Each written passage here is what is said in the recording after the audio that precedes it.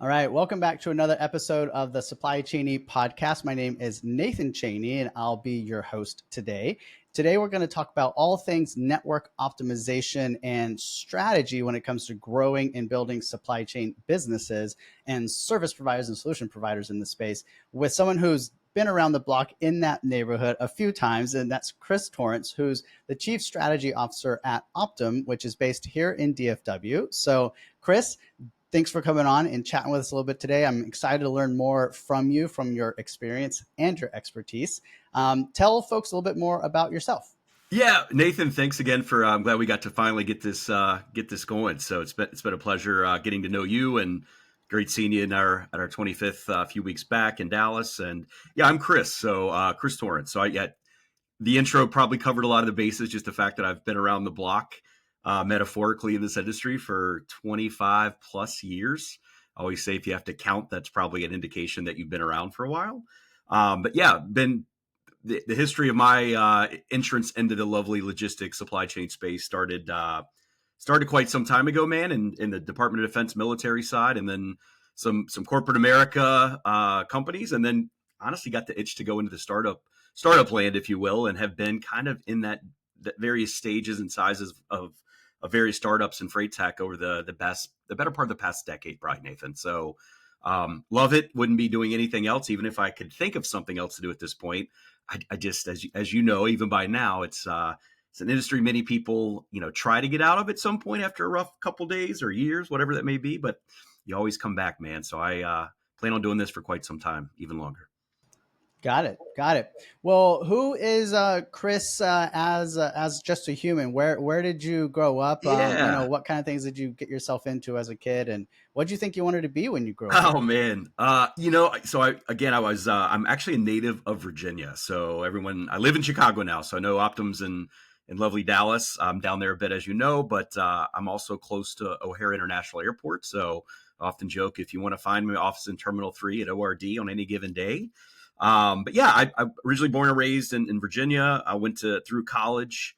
I'm married. I have an 8-year-old son named Elliot who keeps me extremely busy on weekends. So including this past one, I love anything to do with sports. I love a lot of music. I'm a big foodie.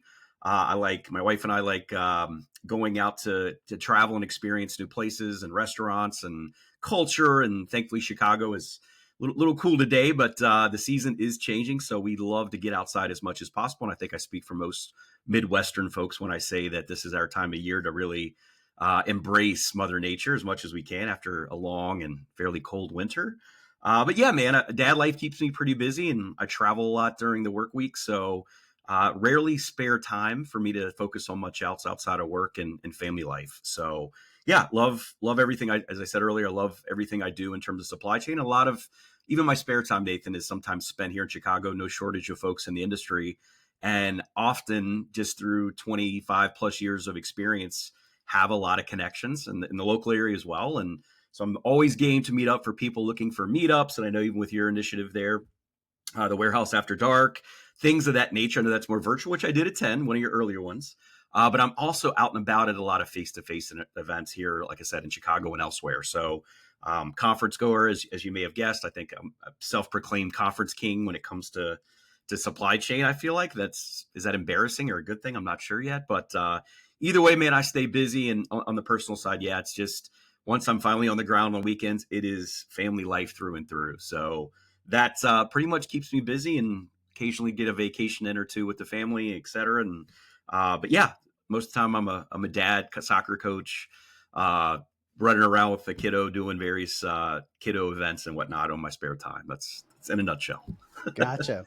So, are you a person who enjoys to eat food, or is that the side you lean to, or do you like to cook? I wish I had that skill set, Nathan. But thankfully, I married a woman that is very blessed when it comes to the culinary arts, and has never to date made a meal that I didn't devour instantly. So I'm much better on the tasting side, if you will, versus the in the kitchen. But I will say I'm doing an excellent job of cleaning my plate just about anywhere I go. So, and I eat out for a living. That's the thing. I was telling a neighbor the other day, I'm traveling so much and going out, so I get to experience a lot of pretty cool restaurants.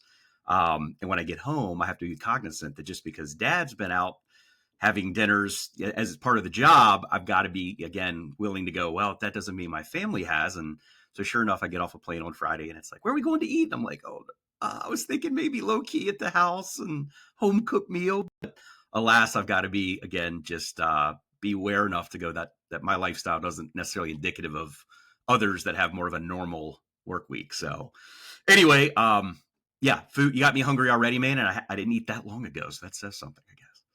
So I remember growing up, my dad was a traveling guy of sorts, and every other week he would be traveling around somewhere. And in the summertime, he would take me and my mom and my sister with him. Do you ever get the chance during like summertime to take the fam with on some I trips? Or wish, man. You know, I go to these conferences. I was at one like Hilton Head or Orlando, right? You're like, and you see people that'll take a plus one, if not the whole family. And I've thought about that, but honestly, it's like I am in the zone when I'm working, and I feel like if I, a lot of the business stuff that I really like the most is not during the day. It's those dinners and evening socials. So I feel like I'd be kind of have my hands tied if I'm trying to appease my objective from a business standpoint, and also feel the guilt of I've got a family here on site with me, and like I can't really max that out like I want. So I try to, for me personally, it is cool, and I respect people that can do it, but I like to delineate between work and my life outside of work. And I think I've got to be present in those moments. So you will see me at a bunch of events during the work week, but typically and to date, really, it's just me, myself, and I, maybe colleagues from Optym or the industry. But I like that your dad. That's great exposure. And maybe my son's a little young. I think once he gets older, maybe it would be cool for him to shadow me at an event or two, just as I've seen others do. And it's super cool to see that experience. But one day, man, one day. yeah, yeah. Talking about kind of networking and at events, I'm a pretty big fan of events and conferences as well. I noticed. And you talked a little bit about how, it's really important those conversations that happen outside of the conference after the last official event has occurred. Can you kind of share any tips or strategies for folks of how you approach conferences and events, and like where your Yeah. head is at of how you think about here's the day part, here's the evening part, and Yeah. any sort of tips or tricks there? It's I have a lot. And it's again 20 some years of going to, and I can't count how many conferences. I mean, I've got so many. I've got a bag of badges, Nathan. That one day my last LinkedIn post will probably be all the business cards, all the badges I've ever had, and it'll be like my peace out moment, years to come. But I would say, as someone who's a frequent conference goer and just events in general, I think you got to have some plan, right? There used to be a day, Nathan, where you got the attendee list that would get like shared and passed around, and everyone would make their decision based on that attendee list. But the events that plan these, those the trade shows and orgs, et cetera, are kind of like, wait a minute, we're not going to go that far anymore. I think that they realize like, so now it's all app based, Cvent and others that you've probably seen. So I think it's good, regardless of trying to get a good feel of, who is that, what's the profile of attendees. When you're whatever company you happen to be representing, you want to make sure if you're going to really capitalize on ROI that you're attending. If you had to prioritize, right, there's a new conference that pops up like all the time. I'm like, wow, I didn't even know about it. And I think you got to be very cognizant to be like, hey, I'd love to go to that. Sounds fun, but is there really a business objective or an audience that would be receptive to my message? And so I think that's key, right? And again, budgets are always imperative. We've been in a pretty lengthy freight recession. I think discretionary spending is the first thing that usually gets cut. I'm fortunate to work at a company that says, hey, we see the benefit of going. So they're very supportive. But the other, so again, know your audience and prioritize based on that. And I think again, but don't there's a caveat. I see some people that try to like set up 800 meetings over 2 days that are all like 15 minutes. And you've been to these, right? Some of them are like, you're at a Gaylord or some massive, World Congress Center, and you're like, hey, let's meet. And you're like, where? This place has like 5 zip codes in its own location. And they want to do like a speed date, 15-minute. And I've done that in the past, and it never felt like a quality discussion. It felt like it was just a waste of time. So I don't know if this speaks to everybody, but I have really in the last, say, 5 years been taking more of an organic approach. So I will try to identify people in advance and just shoot them a quick DM or a note like, hey, notice you're going to be there. It would be cool to grab lunch, coffee, maybe dinner, and see where it goes. And honestly, Nathan, organic is just, I hate to use that word a lot, but it just seems maybe it's, call it luck, call it right place, right time, whatever you want to call it. But it's, the people I've gotten to know over the course of my career, I've gotten to know on a personal level outside of just work. So we end up a lot of my events after the day sessions and expo halls, et cetera, are kind of predicated on, hey, there's Nathan, man. What's up? You want to grab a quick beer or something? Or you want to go grab some dinner? And before you know it, we got a group of 12 people, usually a couple active customers, maybe some prospective customers, a couple of VCs at the table or founders, right? It's always unique groups. And we get 3 hours, I'll use 2 to 3 hours over a really nice meal to get to know each other just like this as people, and then talk. Work always weaves its way in there, but I find that the most valuable. And I've said this before. I know that vendors sponsor conferences, right? And I know the people that run a conference like, we need big booths, we need big sponsorships. And I've done my part. I've gone down that path. And I think every company has to make that decision. But for me personally, I've always felt I've gotten much more quality engagement off of walking around. So if you see me at conferences, like, where's your booth? It's like, oh, we don't have one. And it's like, oh, you don't? And I'm like, well, maybe one day we will, right? But I think from a budgetary standpoint, I've always felt that a fraction of what it costs to put up some of these big, big booths, we're talking 50, 80, 100 grand sometimes. For a fraction of that, I can go put a nice meal together at one of the nights during these events. And I feel like the ROI, again, is so much greater. I often say that deals get closed at like the hotel bar, and I think it's a little comic relief in there for people like really, transactional younger sales reps, like just working hard, right? I respect the hustle, but it's almost like this balancing act of, I don't think that your buyer necessarily wants to be attacked. So I'm much more just not passive, but just, again, that organic flow. And for me, again, Nathan, it's always kind of just worked out, and I can't imagine it doing any different now. So I always, my budget's significantly less a lot than probably a lot of bigger organizations, but I feel like the value I get out of the approach I take far outweighs the cost of what others may be putting into the conference. And then, a year later, like, we didn't get anything out of it. And it's like, well, you said 30 salespeople, you had this big booth, a lot of T&E, and like myself and maybe one other colleague. We're just like Maverick and Goose out there walking around, kind of looking at what other people are doing. Find, like I said, active, people we know, familiar faces, meeting new people. And I don't know, man, I love getting that time away from the conference chaos.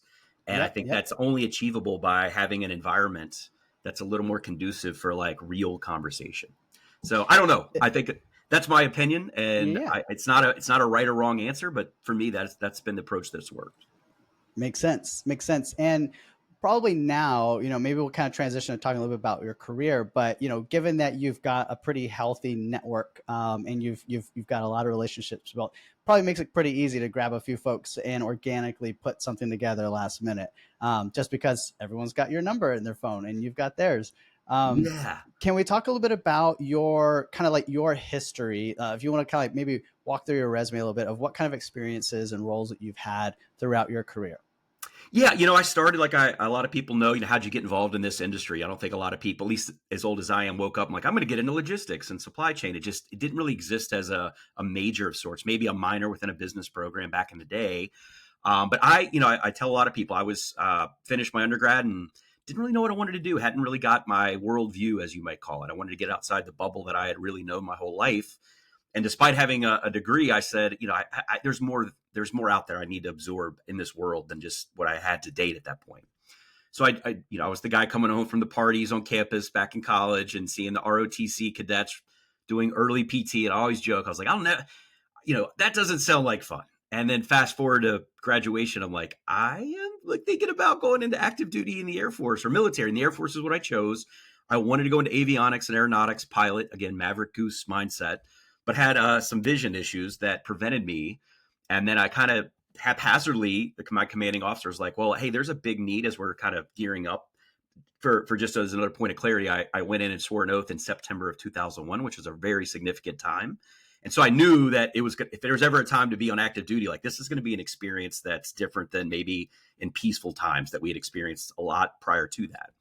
So I did my time, got a lot of experience doing global logistics for how the Department of Defense does it. And then after my commitment to the military, I didn't want to spend the rest of the next, 15, 20 years in the sandbox, as we called it. So ended up kind of transitioning, traveled abroad a bit for a period there, kind of call it a gap year, but in a very like non-sequential way. And then I had to get my, one day it's like, what am I going to do? And I had all this logistics experience. So ended up going into having a connection at a 3PL firm called C.H. Robinson and spent over a decade at that organization and really learned the operational a lot of operations, a lot of account management, wear a lot of functional hats on that front level line because I wanted, again, to learn. And I started to learn how freight brokers think. And then I said, well, how do the shippers think? So CH had this managed services division. And I kind of said, I want to be a part of that, the technical side, if you will, of CH. And was assigned as to these on-site Fortune 100 shippers and just learned how they did it. And then, of course, the startup boom when Convoy and Uber, Convoy came, it was like a big moment. Like, this is crazy. Everyone was asking, when you think Uber will do this? Because their tagline was the Uber of trucking, right? I was just like, well, why doesn't Uber do it? And fast forward, ended up joining Uber Freight. And that was a really cool experience from going to like corporate America to like a startup that I think at the time was the most valuable.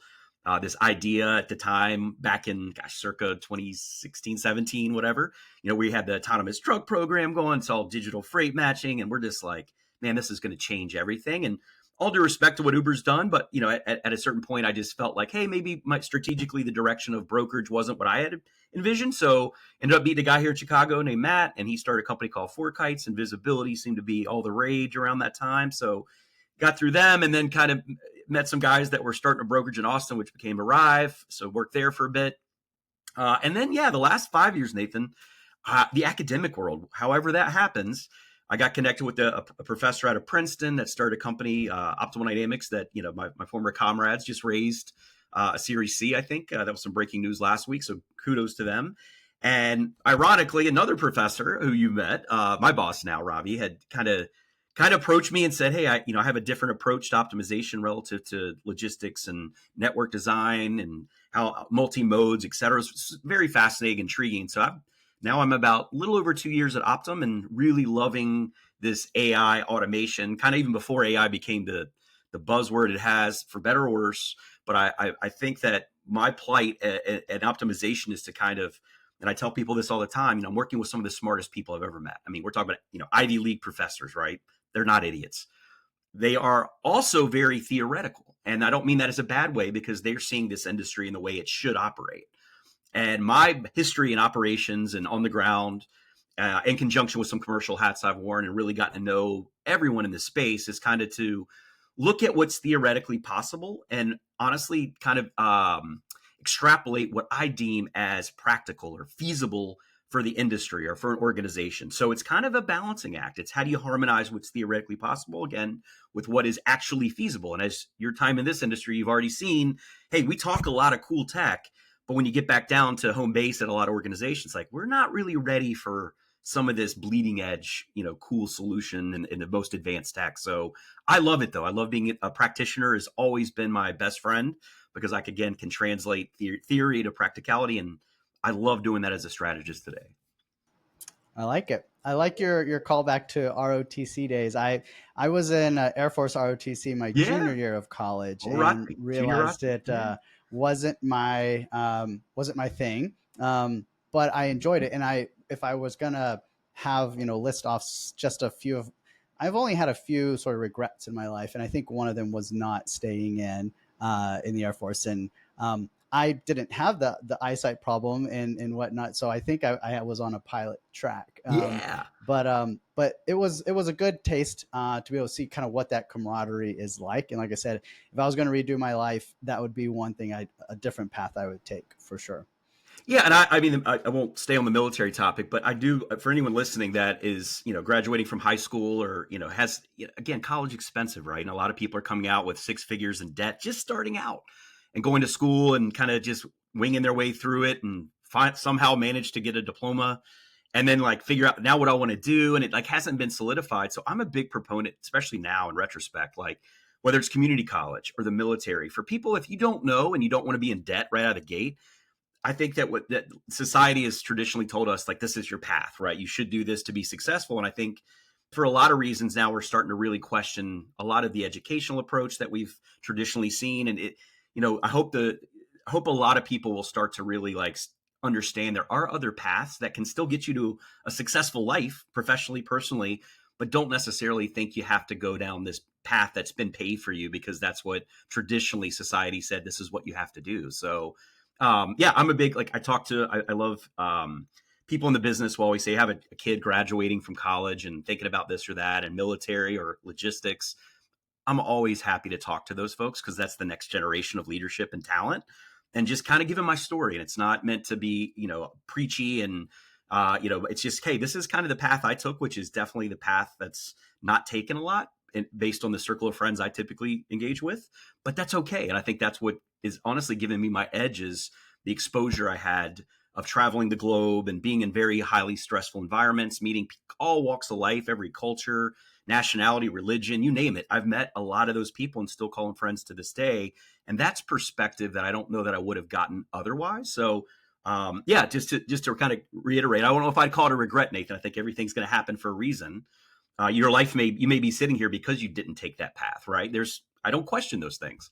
But for me, that military experience was definitely not only got me into this career field, but really as an individual, the core principles that I think I really needed, to be frank, like, just a kid that never magna cum laude, so never in that category. So just like the average Joe going through college, and the military kind of, it got me into shape in more than one way, mentally, physically, everything else. So I owe a lot of where I'm at today to that experience.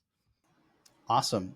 Let's kind of translate that into what you do at Optym and what Optym does. I had You tell me, you were there. Yeah. You I was probably, going to say you were in the audience. Yeah. I appreciated being part for sure of the 25-year anniversary of Optym, and I definitely felt like I was sitting in one of the highest IQ average rooms in Welcome to my DFW world. that day. So could you kind of walk, just for the listeners' sake here, walk through kind of like the origin story of Optym and what you all do there?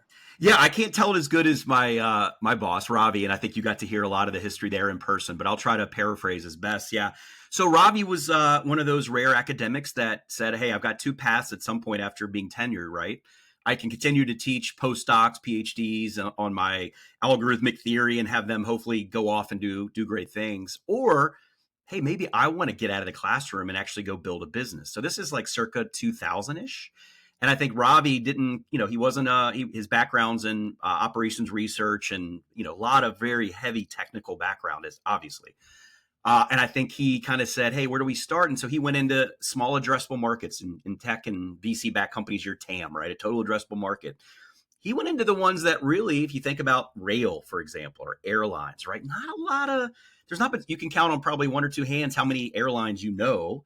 Rail's not a whole lot different, right? And I think he said, somebody's got to do it. And arguably the complexity of those types of networks, if you fly or think about rail, it's just, there's a lot of moving parts there. So when you think about orchestration, optimization, I think that's where Ravi really got his, sunk his teeth into these math problems and had some success, right? And again, I always note over 25 years, Optym has bootstrapped the vast majority of our company, which is unheard of in the COVID era where everybody was like every other day companies are raising serious cash. And I think capital markets are picking back up again.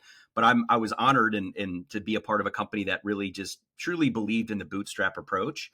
And as they started deeming success and, in those smaller markets, LTL was the next logical move, surface trans. And so a lot of our customers in the LTL world are some of the big national logos that we all know, if you know anything about LTL. And then, like I said, about 2 years ago, I'm kind of hearing this cool story evolve of how you guys just bootstrapped it and kind of, had a lot of success in other modes. And I said, well, if you break down the modal pie chart, Ravi, the biggest mode by far is full truckload. And I think you've built the building blocks to be able to kind of algorithmically, take some of that source code, tweak it to fit more of a full truckload network. And as someone who's done this at corporate world, shippers, carriers, startups, et cetera, I'm like, I think I can add a little value on where we could probably see some cool automation and augmentation. Again, this is before AI became the buzzword it is today. But I look at Optym as kind of a pioneer when it came to some of those early use cases and how do we leverage machines to enable humans to be more efficient, to be better at their jobs, to eliminate or alleviate some of those mundane tasks that we all did, or at least I did as an operations guy. And that's really my plight at Optym today, regardless of mode, is just, again, harmonizing what is feasible today based on operations folks that go, I work, it's a tremendously stressful job. It's a thankless job. And there's not but so many hours in a day for those folks to really focus on things that matters. But all the while, they're still having to do a lot of mundane tasks that suck up their time. And so, again, you'll hear me say, simple guy, a really cool calculator, right? You can use that calculator, which Autumn is really just mathematically telling you if you're trying to optimize broad stroke for whatever that may be, whether it's revenue on assets or profitability or utilization, driver content, there's a number of myriad of ways, but optimization often gets misconstrued as this silver bullet that you hit a button and everything, your network's just balanced. It's like, no, that's not right. You can't have your cake and eat it too. So that's what's cool about what we're doing now. And I think we have a lot of potential within the full truckload asset base primarily, but we see a lot of organizations that have assets, but also have an in-house brokerage arm. We do some consolidation of things. If it can be boiled into a math equation, Optym is usually a great company to be able to go, again, mathematically being the operative word there. We're going to tell you through a ton of data that, hey, here's what initiatives you have that you deem as important. Let us kind of be the nerds in the background that do a lot of that heavy lift. And then by way of a recommendation engine, right, still leaving the power of that final decision in the hands of the end user, but to say, I just saved you 4 hours a day and doing calculations effectively. And then it's up to you to leverage your tribal knowledge, the nuance, again, feasibility that only that user is going to know about their network, their drivers, right? And we're just here to be that augmentation piece that enables them to work faster, more accurately, because you're never going to beat a calculator when it comes to math, right? So that's kind of my easy elevator pitch with somebody who has zero domain experience. And it seems to be resonating. I think that's what the goal is when you're in advanced tech, is to, again, help people, help them connect the dots on where tech fits in to their network on where they are at any given point in time.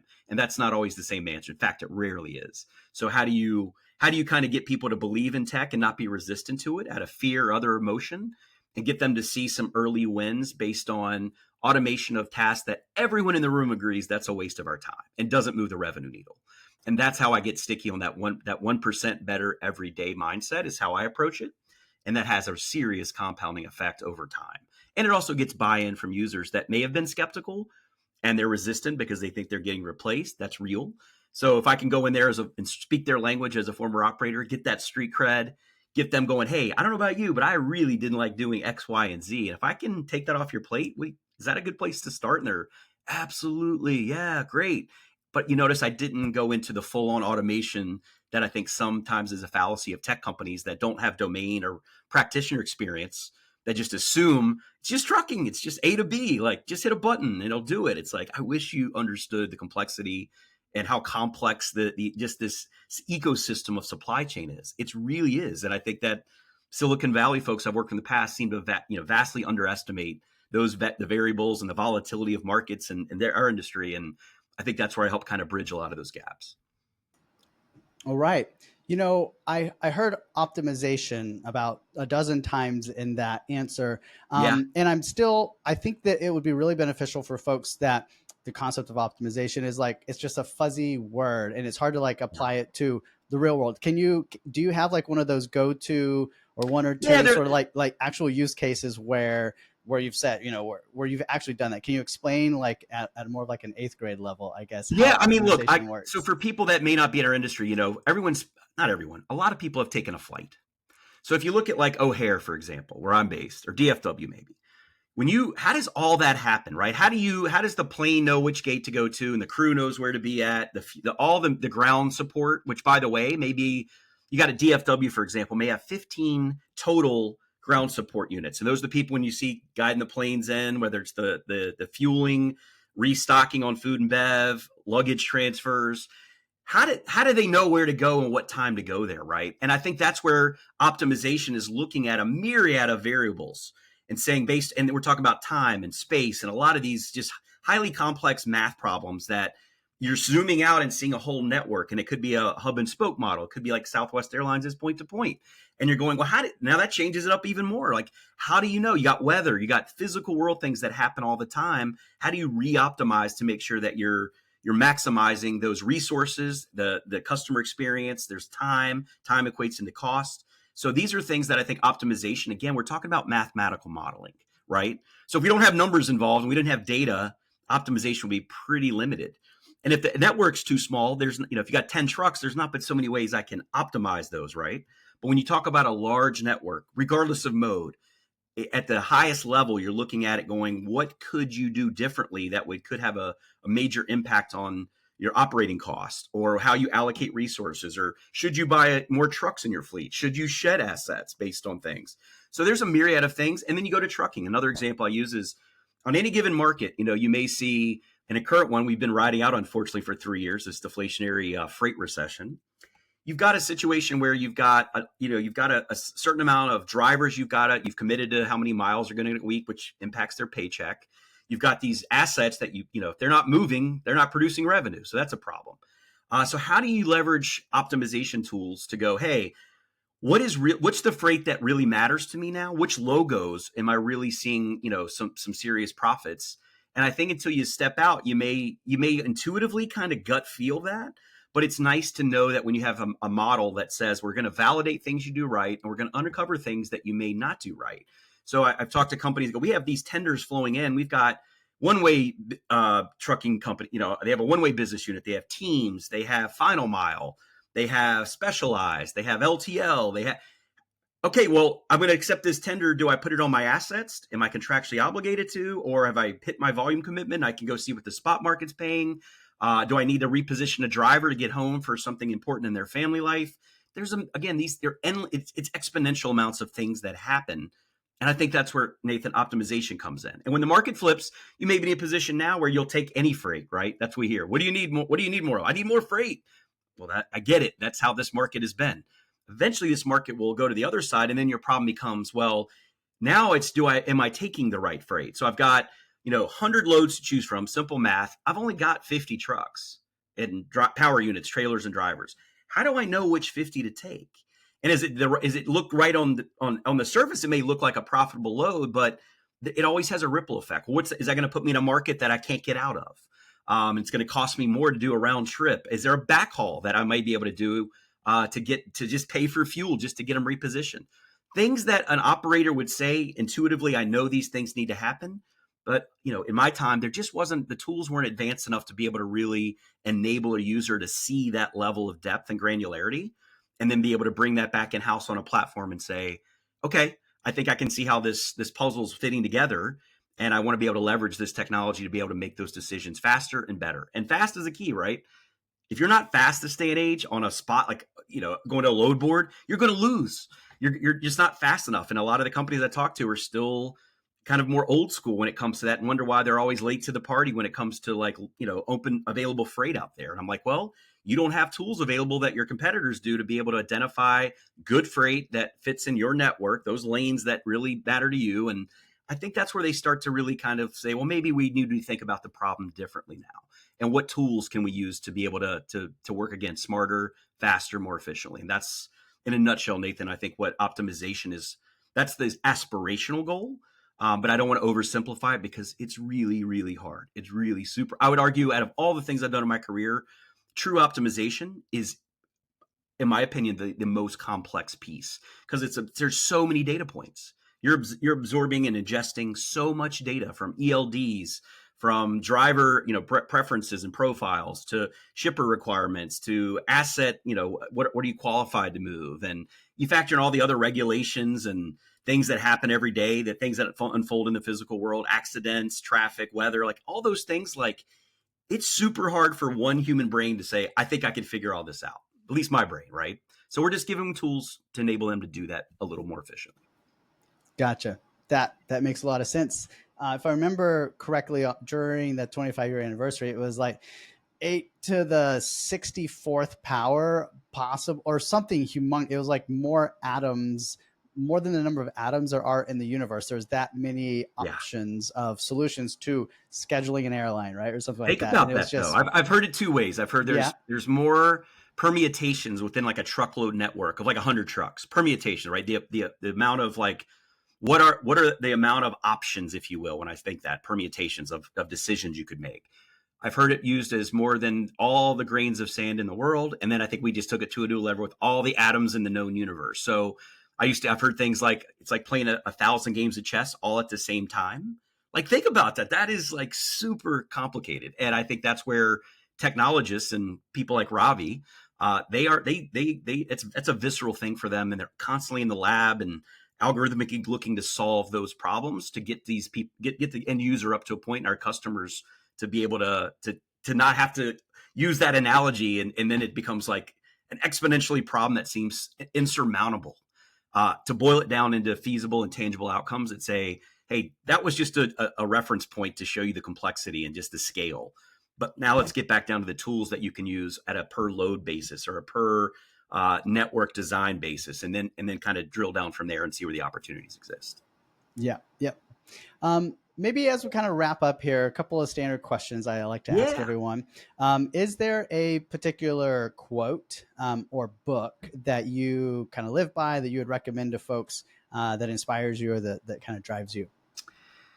You know, I could lie to you and say I'm an avid reader, but my attention span, maybe that's why I'm in commercial and sales type roles. I just don't have one. I do a lot of, I'm online a lot on LinkedIn, et cetera. I'm reading a lot of smaller, in my view, more digestible. So, I've read this back in my career, Nathan, I would get the CROs, read this book about sales or, all these different methodologies. And there was always some tidbits of nuggets of good information. But for me, it's just kind of like I'm trying to stay on top of what the markets are doing. I'm a very relationship oriented guy. So for me, I'm reading what the people I either have worked with or aspire to have that level of success. I did read Brad Jacobs' How to Make a Few $1 billion, which I did. I'm an audiobook guy, but that's how I did get through it. And it was great. And if you don't know, Brad is like arguably the most successful guy in our industry in history. I mean, you could base that on a couple different criteria. But if you really read through the book, there's a lot of business educational nuggets that you can take away. But Brad always kind of goes down to some of the human basics there of being patient and being polite and just the human interaction. He never really neglects to highlight the importance of that. And I think that's why the stature and the caliber of that level of success is always kind of like, I want to take away because I'm never going to be as smart as the people I work with technically. So how do I improve my own skill set as a relationship driven guy to just become better in that regard? And I think, again, 25, 26, 7 years I've been in this industry goes back to what you said earlier. I'm on a texting relationship with a lot of people in this industry. And I don't know that there's a book that would have told me how to do this, right? Like it took time and it took effort. And I'm not a salesy kind of guy, right? I've turned down business. If it's not a fit, I don't want to waste time. So is it a quote or a book? I would say no. It's kind of a meshing of various quotes and books and articles and journals of things I've read that in my own mind have made sense to me. And that's what I try to instill in whether it's junior reps that I'm working with or just when people ask, like, how do you have such an easy time going to a conference with 5,000 people and you just go by yourself? Like, how do you do that? And I think that's got to do with a little psychology, a little bit of self-confidence. Obviously, a lot of just the 20 plus years of building a network. That's always benefited me more than any probably piece of literature I've read. And that includes college and MBA courses and stuff that, again, teach you fundamentals of business, which I don't want to neglect to say that that's not important.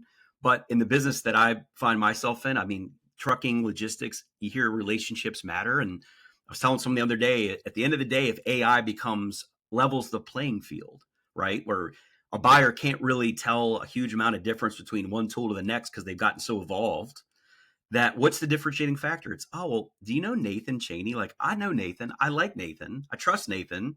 I'm going to work with Nathan. So call that old school if you want. But the irony is I'm selling advanced technology, but I'm thinking the real differentiating the end game may be people like you that's a familiar face. And the know, like, and trust thing. And so that's where I kind of try to position myself in current present state. And also in the future, I think it's going to be even more of a competitive edge to be able to say, I have those relationships that I've never burned bridges over the years. And I'm proud of that. And that's always served me very well. Always, always. Can't see that changing. I agree. It's relationships. And I liked how you kind of put it that even when you might be selling a very highly technical software where, it's very technical, it still just comes down to the people behind everything. So, well, thanks for coming on today and Nathan, sharing a little bit about your story. I learned a few more things about you. And I'll be sure if I'm ever in your neighborhood and you invite me over to dinner, I'll make sure your wife is cooking, I guess. It'll be an Uber Eats night probably go figure, right? But no, you're welcome. Anytime you're in Chicago, this is the time of year I tell everybody, if you have to come to the Midwest, Chicago is an amazing city, but the weather's finally starting to cooperate. And obviously, Nathan, I'm in Dallas quite a bit for obvious reasons. So I'm sure I'll see you in Dallas or out on the circuit somewhere. I know you're out and about. So again, appreciate the time today and for having me on, man. I'm glad we got to work it out. For sure. All right. See you, man. You bet. See you, Nathan.